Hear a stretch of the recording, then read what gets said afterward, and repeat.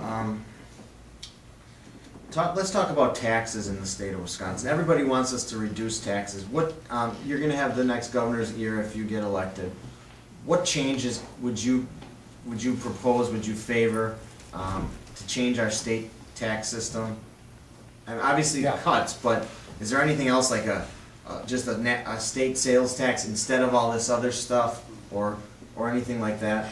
Here's my problem. I'm against all tax, any tax, new tax, every new tax. I don't care if it's sales tax. I don't care if it's a fee. I don't care if it's on the levy. I'm against any increases in new taxes because the government collects enough already, and we've proved that in the city of Superior.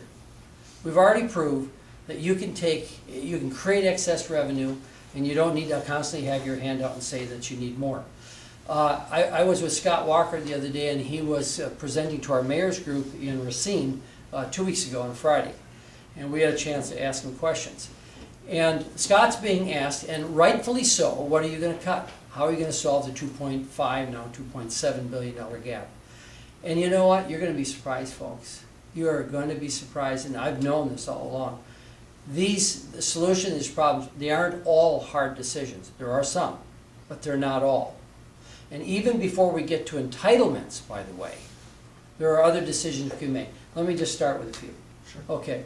Did you know, as an employee of the City of Superior, they pay for both halves of my retirement? City of Superior. Did you know the state employees, the same thing? Did you know everybody who works for state government, local government, municipal government, county government, or school boards, they pay both halves of our employee contribution? And it's really a joke, because in there it says employee contribution, it says employer contribution, and they're paying both sides. How can you call it an employee contribution when the employer's writing the check? And that is a huge dollar amount, $300–400 million solution to getting us on our way to the deficit. There's another thing, is requiring the state for everyone to go on to one health care plan. One simple health care plan if you're going to be part of the state. That's like a $600 million solution. And there's other small ones that Scott didn't even include. Did you know we spend $80 million a year buying public land? You know, the state of Wisconsin. They spend $80 million over the biennium, excuse me, buying public land and putting it into preserve, so for perpetual use by everyone. Government has no business buying private land. We own too much private land as it is. And we shouldn't be allocating $80 million to go and continue to buy up land throughout the state. And they're doing it in the name of the environment. They're buying up right-of-ways along rivers and streams and lakes and marshes and wetlands. Yeah. Well, that would even keep down all the marijuana growing up north. That's right. Yeah, it would. I don't know if we'll ever solve that problem. That's amazing. It is amazing. Well, you always know if somebody's coming out of Menards or something with lots of black plastic pipe, and they keep buying lots of it for some reason, something's going on. So, anyway. On that issue, would you abolish the combined reporting? Absolutely. Combined reporting. This is interesting. Now, the unions have told us, AFSCME and others, is that they're not, quote, paying their fair share. Here's the chilling effect on investment, because I sit at the other side of the table. When anybody comes to my community and wants to invest their dollars, they come and see the mayor first. They want to know what the investment environment of your city is before they risk their dollars, which creates jobs. Remember, jobs don't create jobs. Investment creates jobs. And so what combined reporting has done, it's only in 24 states. And that's not all the states in the union, although if you ask our children in school, they probably couldn't answer that question. But it only applies to a small number of states. So investors now can go, should I come to Wisconsin if I have multiple offices in multiple states, and I know I'm going to be penalized with combined reporting, when I'm not if I simply go to another state? What is combined reporting? The combined reporting is requiring a company to pay a tax to Wisconsin if they have other operations in other parts of the state. They need to combine all of their business activity and pay a tax on it to Wisconsin. It's a very simplistic way to explain it, but that's what it is. Out-of-state business. Out-of-state business, right. So the minute, say they do business in combined reporting states all around Wisconsin that don't do a nickel's worth of business in Wisconsin. They don't have an office or a physical structure. The minute they move into Wisconsin, there's a tax liability for their entire operation, no matter what state they're doing business in.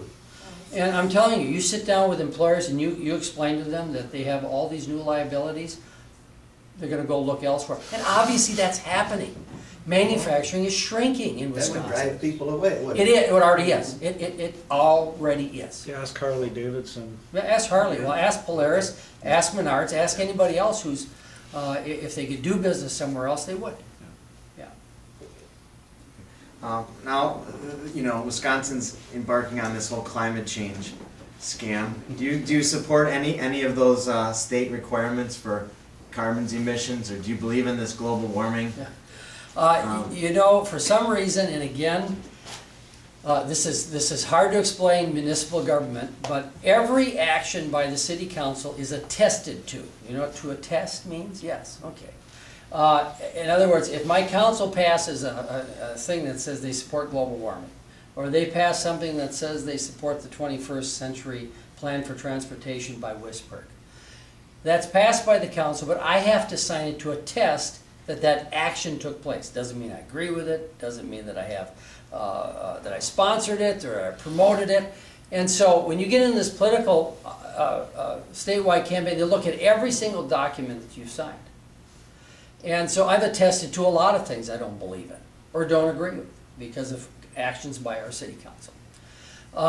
One of the things that has just been insidious has been the green jobs agenda and the agenda to meet these phony requirements for you know, non-petroleum or which by the way isn't even going to address the problem or the need.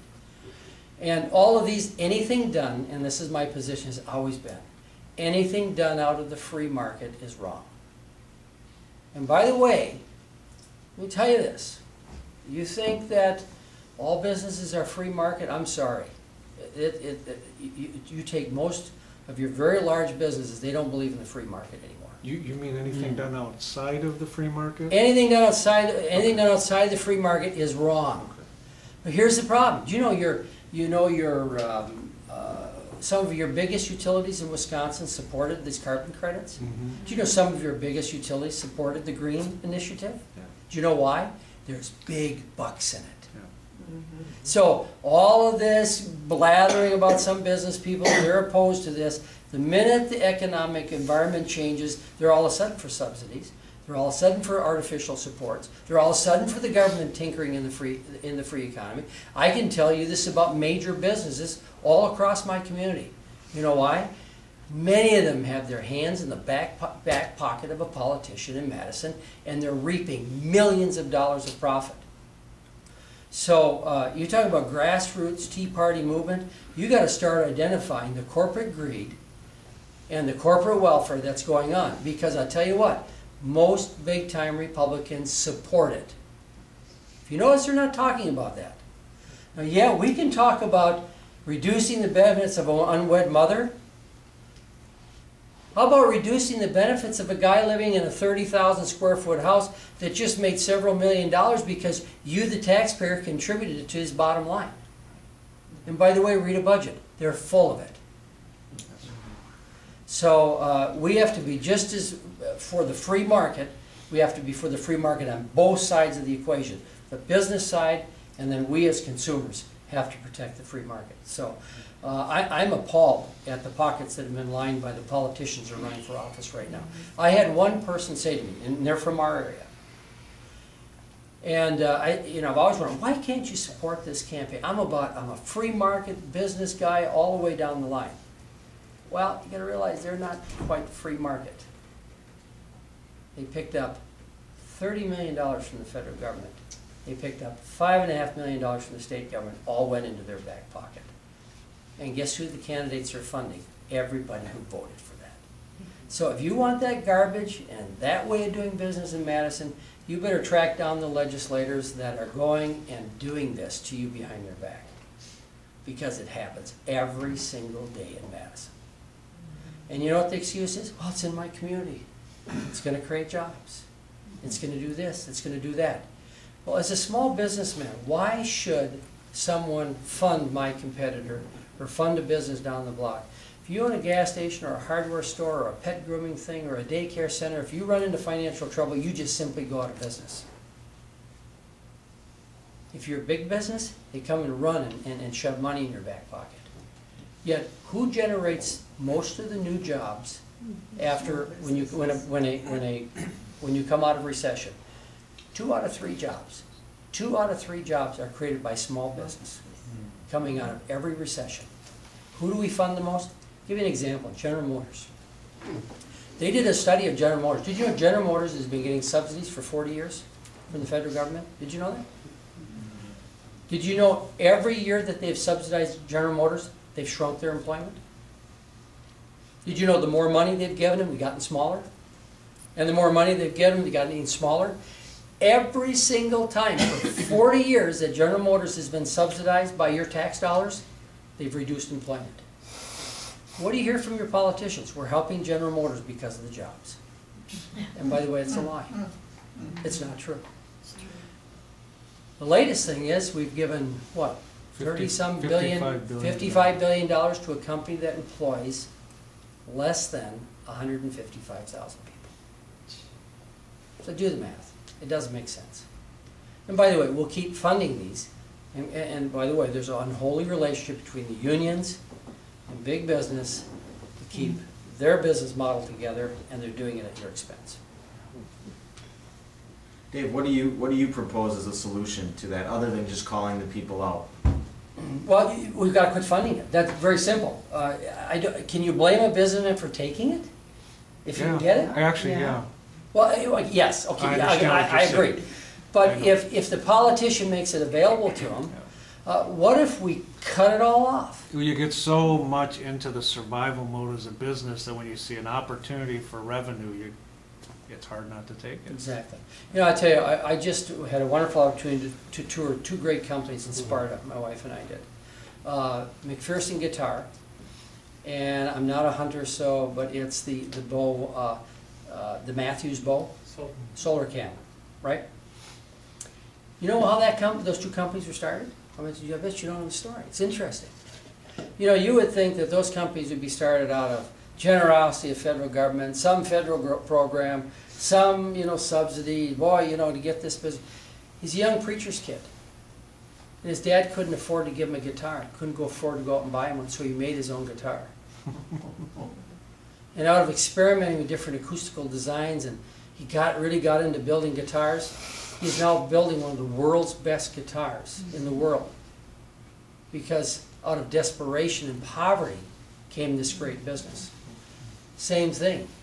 His father couldn't afford to give him a bow because he wanted to go hunting. He started playing around with bow designs and making his own bows.